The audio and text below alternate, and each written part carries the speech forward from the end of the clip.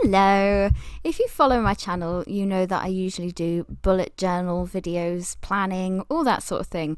But today, I thought it might be a little bit fun to go through my office and just blitz it. Just organize everything, get rid of the stuff I didn't need, and make it somewhere that was enjoyable to work in. As you can see, it was an absolute tip. If I have a really bad flare-up of my fibro or really bad fatigue, things seem to get bad pretty quickly. So I thought, while I had the energy, it was time to sort my office out once and for all. So I thought I'd take you step by step how I went through it. So to start with, I always tend to get everything up off the floor first. Whatever room I'm in, I go through everything on the floor and I make sure that everything is put away so that I have space to move about. Because if you can't move, you can't clean. So on the floor here, I've got just loads of stuff that shouldn't be there at all. My mum gave me a few little bits and bobs, so I'm sorting through the things that I wanted to keep and what I wanted to throw. And then anything that shouldn't be in the office area, I moved out into a different space. Sometimes I use like a big tub or box or something so that I'm not going forwards and backwards to different rooms. So usually I would just chuck everything in that box that shouldn't be in that area, and then I'll sort it out later when I finish doing everything else. Otherwise I get distracted going from room to room and I think, oh, I needed to do that as well and I needed to do that, and then I just get completely sidetracked because cleaning for me isn't something that I enjoy and I get distracted very easily. So just chucking everything into a box that shouldn't be in that room stops me from getting distracted. You're probably going to be seeing kids coming in and out through this whole video because my house is sort of like open door policy. Tristan brings all his friends in and they just sort of not have free reign of the house, but I'm quite happy for them to go out and play in the garden. So they're sort of in and out a little bit. So hopefully you don't find that too distracting. So once I have cleared the floor, I go into this cupboard. And I find a little friend. Now, if anybody is frightened of spiders in the same way I am, you know how terrifying this situation would be. I'm not as bad as I used to be, but...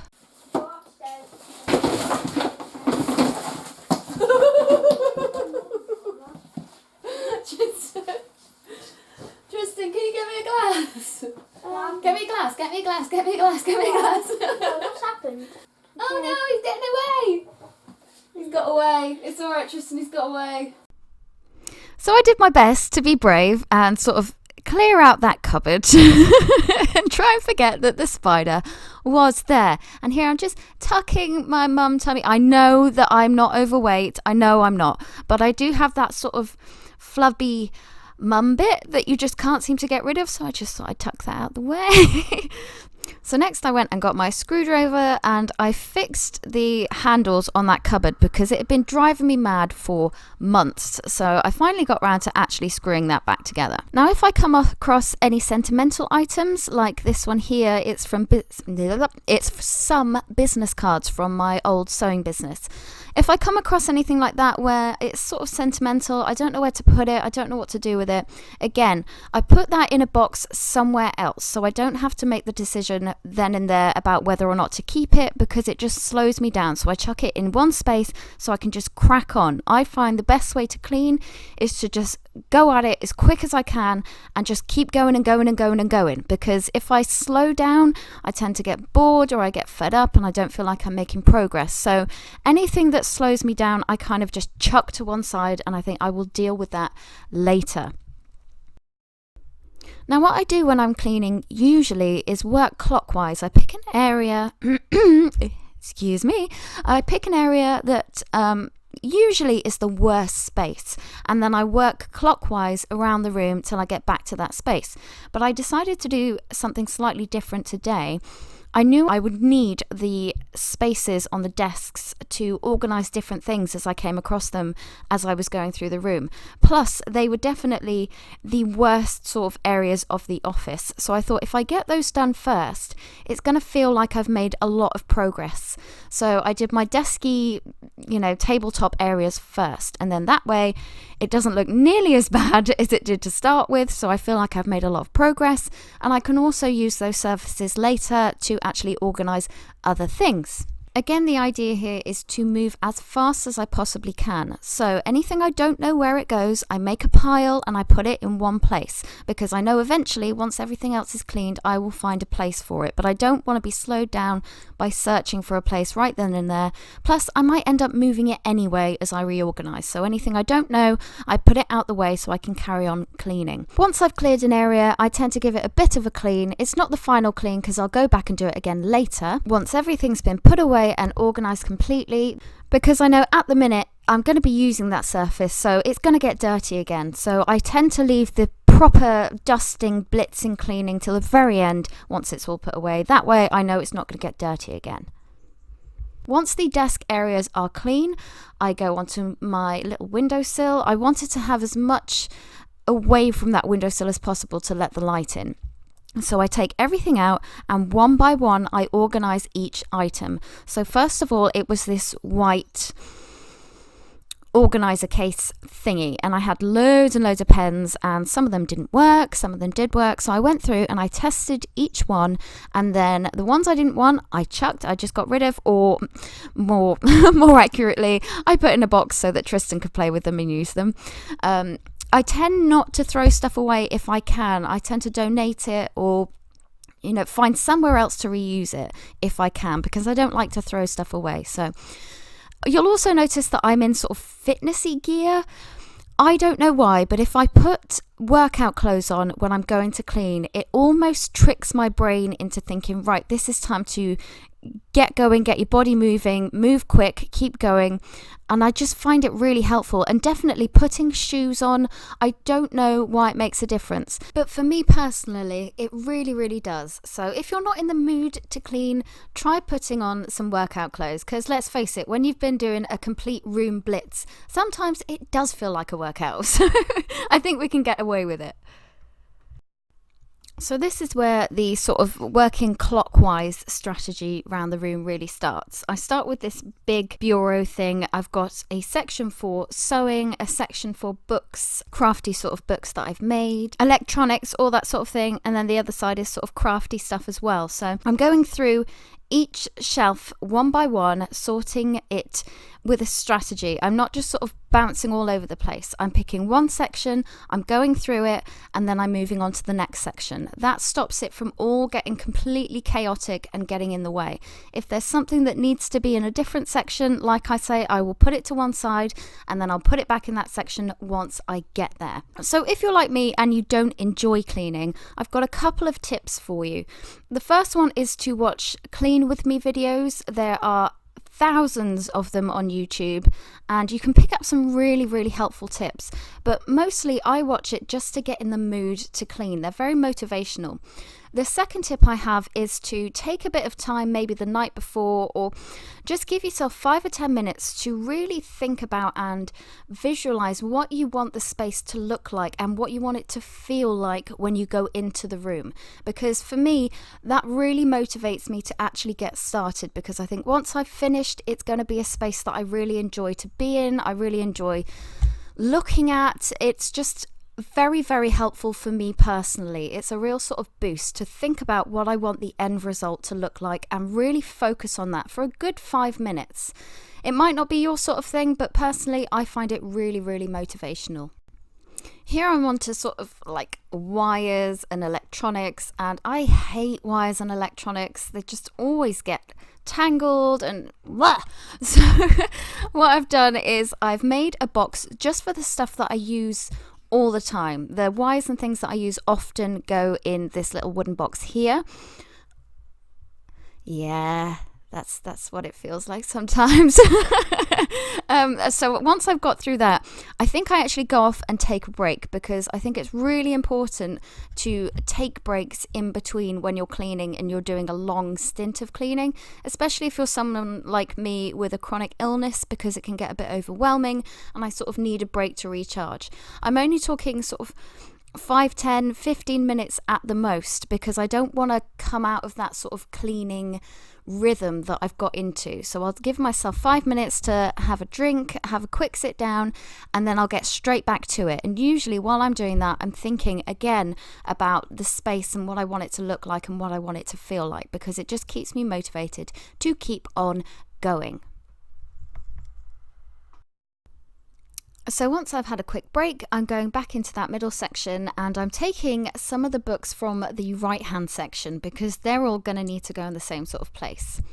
Here you can see my very first plan with me that I ever did, my little December spread, and some books that I've made, that sort of thing. And I'm deciding which books go into which section. So I've got the ones that I make loads of notes in, because before I started bullet journaling, I used to leave notes all over the place in loads and loads of different books. I've got a bit of a stationery obsession. So I've got a lot of books. So any that had notes and stuff in, if I could remove them, I took them out and I put them to one side, because I've got a little folder now where I put all those sort of notes into one place. Any papers that I didn't need in those sections and books, I just got rid of, I recycled, and then I've got some new, fresh, clean, empty books. The other books are ones that I know I'm probably not going to use because they're more sort of ones that I've made and they're just sort of sentimental and that sort of thing. So I have sectioned those and organised them. And then this I found to be the sort of hardest area to organise. It's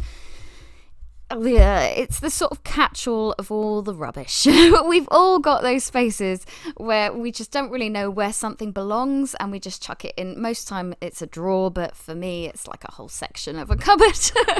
So that was the hardest place for me to do. And the best way to tackle those sort of places is to get rid of as much stuff as you possibly can and group like things into the same sort of sections. So stationery goes in one section, crafty stuff, whether it's painting, goes in another section, sewing stuff goes into another section.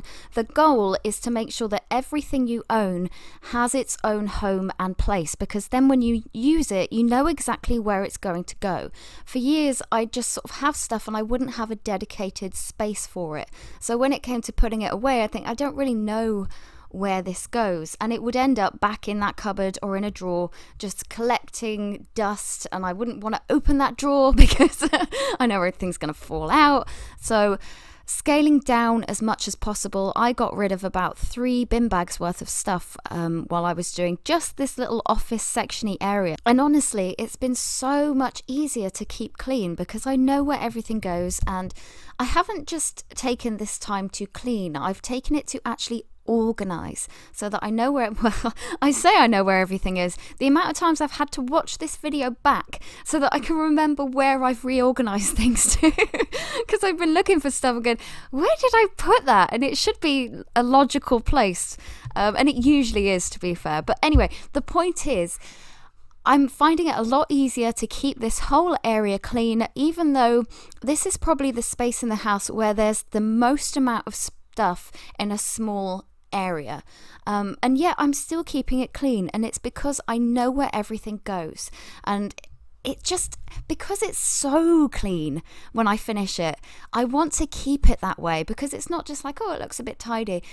For me, it feels exactly how I wanted my office to look. And because I've been doing all that thinking about what I want it to look like, and then I achieve it, it keeps me motivated to keep it that way because I so enjoy it. This cupboard gave me a bit of grief because when I finished it, I wasn't happy with the way it looked. So I was sort of like, well, how am I going to change it? But I decided rather than sort of get sidetracked and rearrange it all, I'd move on to the next space and then I'd come back to it later when I've had a little think about what I want it to look like.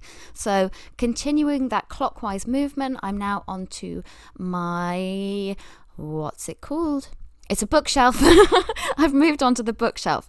And I'm doing it the same way I did the cupboard, section by section. So I'm taking each shelf and I'm doing it one by one. If I took it all off in one go, I would get overwhelmed and there wouldn't be enough space to move about, and I don't like being overwhelmed because then I feel like giving up. So this is why I'm doing it bit by bit.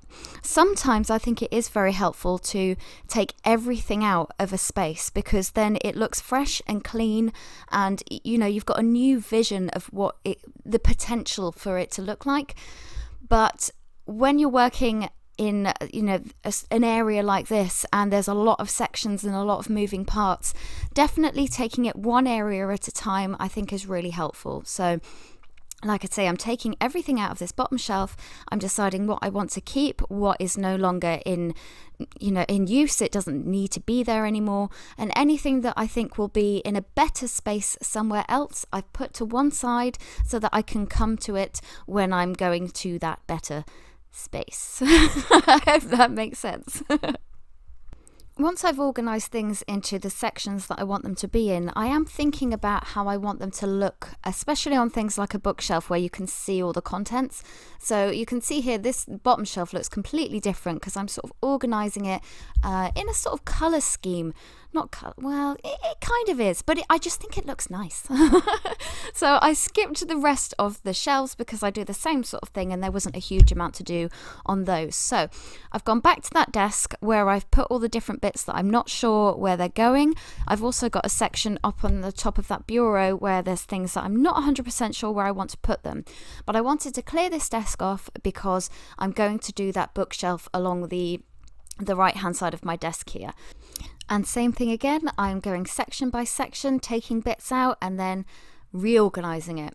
The good thing about doing it this way is the further you get on with the cleaning, those things that you weren't sure where they had to live, it starts getting easier because as you've done the previous cleaning, you've sort of assigned spaces. So stuff that I didn't know where to put on that bookshelf before, it was like, oh, I know where to put that now because I've assigned a space for those similar items. So definitely grouping similar items together makes it easier to find a home for particular things. And it also means that when you need to find something, it's easier to find because you know it's going to be with the same sort of items. And that works for any room in the house. The kitchen, the living room, the bedroom, similar items for me always live together. Now, once I got the majority of this bookshelf done, I was finding that a lot of it I wanted to go into the bureau. And I knew that inside the bureau there was just no organisation whatsoever. So this is one of those times where I took everything out of that space because I knew it just needed a complete revamp. There was no organisation to it in the first place, so I thought start from scratch. So a lot of those shelving things ended up in this bureau. But look, it looks so much nicer. Once it's all empty and clean, you can see how you can organise things in that space. So definitely in a situation like this, take everything out and then you can reorganize it to without the sort of barriers of what it looked like before. Once I finished with the bureau, I went to this sort of odds and sods section, I suppose it would be. This was two shoe racks. There were two shoe racks from our hallway and I stacked them on top of each other and just added stuff. This here is my bullet journal bag that I made because I hate having to carry my bullet journal in my handbag because it's heavy and it's just in the way. So I made a bag that sort of goes around my waist. It sits on my hips, which means that there's no sort of weight bearing anywhere. I don't have to carry it on my shoulders and it's really easy to get to. It's just the right size for my bullet journal and some pens and then my purse and my phone and that sort of thing.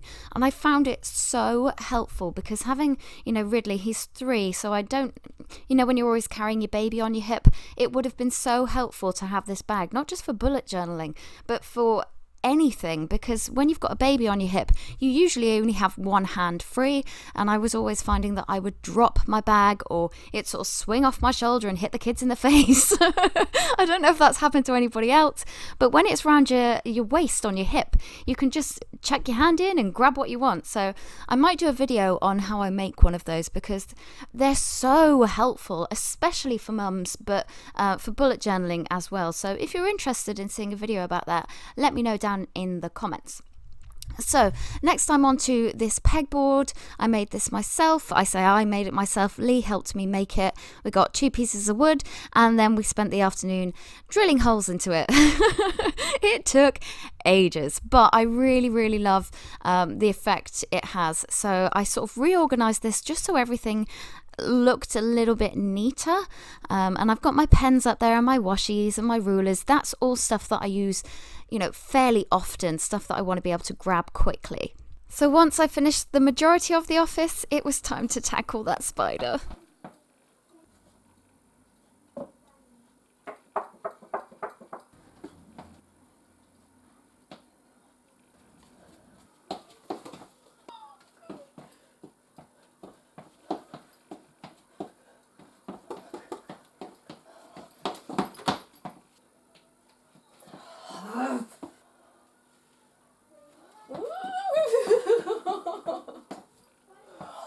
Come on.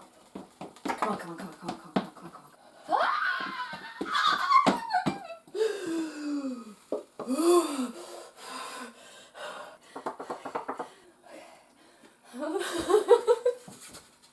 Tristan! Tristan! Tristan!